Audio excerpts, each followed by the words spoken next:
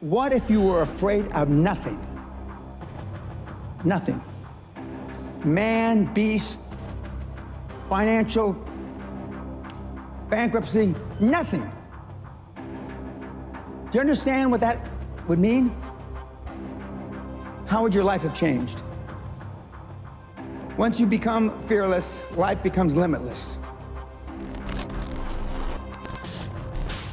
I'm not afraid of anything. I should be dead by now. I've been run over by a charging buffalo.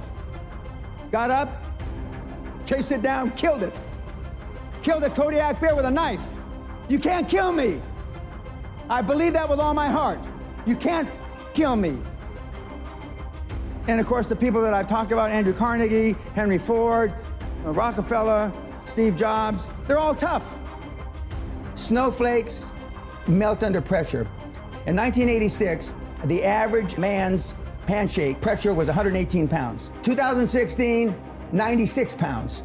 Testosterone levels in sperm counts tested 50 years ago, and today they're producing 60 to 70% the amount of testosterone levels in sperm counts as they did. We're dying out. They're deathly afraid of everything. Everybody's scared to death of what might happen, and so they want to come across as your friend. It's like my snowflake test. You know, the first question, paraphrasing it, what would you do if somebody spit in your wife's face? And the answers range from, well, I try to ascertain what kind of day he was having. And if he had a bad day, I try to be understanding. I'd be in prison for murder. I would beat the guy to death.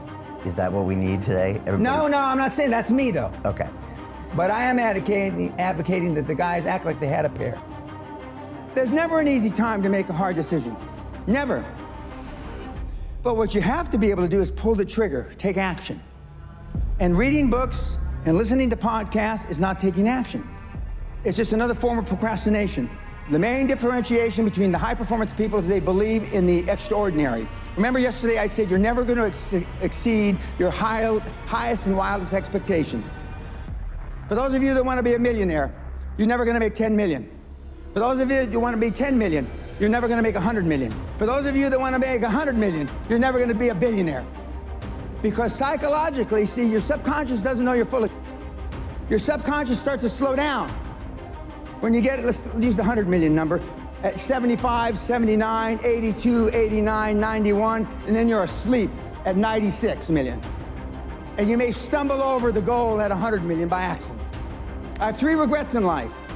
1, I'm a combat-trained Army officer who never saw combat. 2, the night before my mother died, I told her, God damn it, you're not gonna die, quit f***ing around.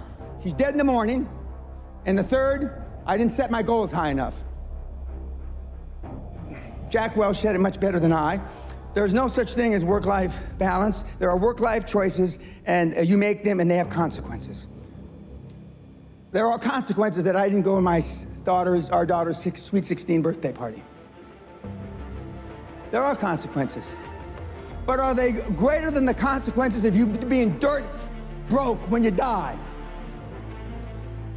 You ask yourself that. Would you rather make a choice between your daughter's 16th birthday or you being flat broke,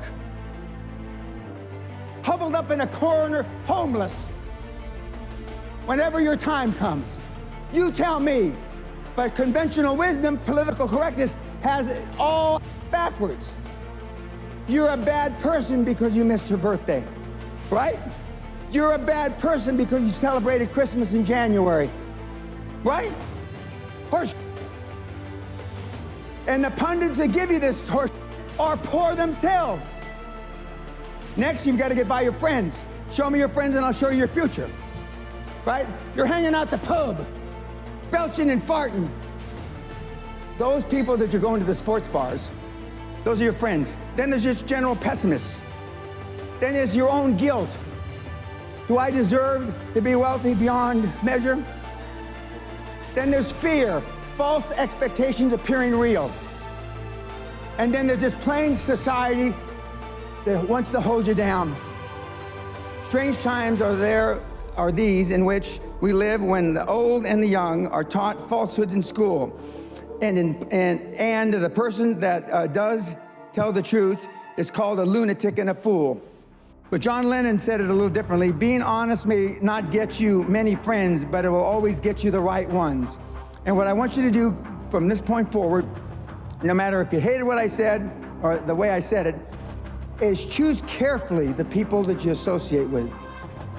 Warren, back when he used to send out tweets, Buffett that is, you will continue to suffer if you have an emotional reaction to everything that is said to you. True power is sitting back and observing things with logic, and power is restraint. True power is restraint. If words control you, that means everyone else can control you. Breathe, and let things pass. In my day, they used to say, sticks and stones can break your bones, but words can never hurt you. Now it's just the opposite. There are major universities in this country, on this planet, that have safe rooms, that have safe buildings, that if life becomes too stressful, you go to that building. If your adult child needs a safe space to avoid offensive words, you failed as a parent. Most of us care what other people say, and most people care what other people think. And if you can just reduce that emotional baggage just a little, you have no idea how much freer you're going to be and how much more you're going to accomplish in your life. Most people just have poor habits. And, I've had these same habits for about 50 years now. When I do feel wimpish, I just say, what's wrong with you? Come on. And I just go out and do it. And I know that if I hadn't built up these habits 20, 30 years ago, at age 70, I certainly wouldn't be doing this. I mean, good habits are hard to come by. But what's even harder to come by are people that have good habits that you can be around. Machiavelli said, a ruler is judged by who he surrounds himself with. If I were to decide what kind of person you were by the people that you are closest to, what would I think of you? How would I judge you? So people don't spend enough time selecting that peer group, even Correct. if they have the good habits. You're Correct. saying that's not enough. Yeah, because they go to default. Okay. What are some of your other good habits, high performance? I never give tacit approval, but I go out of my way to make sure that if I hear bull, I tell them it's bull. Keeps you with the right people. It Correct. gets your message out loud and clear. Correct. All right, no tacit approval, good. Give me a couple more. Sam Walton's sundown rule. That means that before he left the office every day, everything on his desk, every message that came in, he answered. So I clear my desk every day. All right, so over-communicate, and other people should too. The thing that most of you lack in is time management. The reporting system I use is the reporting system I use as a young officer with NATO. And it's basically, what are you going to do? What are your goals for the day? What did you accomplish yesterday? And challenges. And then the following week, you didn't, when you say what you accomplished, if what you accomplished doesn't relate back to the goals you had set for the week, then there's a disconnect. Well, if you said you were going to do this on Monday, and then on the next week you didn't do it, didn't you do it on Monday, you didn't do it the whole week. And challenges come up, speed bumps, I call speed bumps. You broke your leg, you did this, you did that, now to me, those aren't speed bumps, When I showed up for my meeting with Klaus Kleinfeld in a wheelchair with a drip, well, I was almost dead 3 days before. I mean, that's commitment. Kids are not programmed for success, but once in a while there are kids that are programmed. That's little Tiger Woods when he's 3 years old on television, showing him how to hit a golf ball. The Williams sisters were programmed for success since they were little. I was programmed by accident. What have you done to program your children for success? My dad only had one goal for me growing up, to keep me alive till I reached the age of reason. So my mother spent her whole life trying to make me what she wasn't. Can you say the same for you, your parents, your children? No. So I'm not here by accident. And yet I still push the envelope. I believe with all my heart, you were meant to achieve.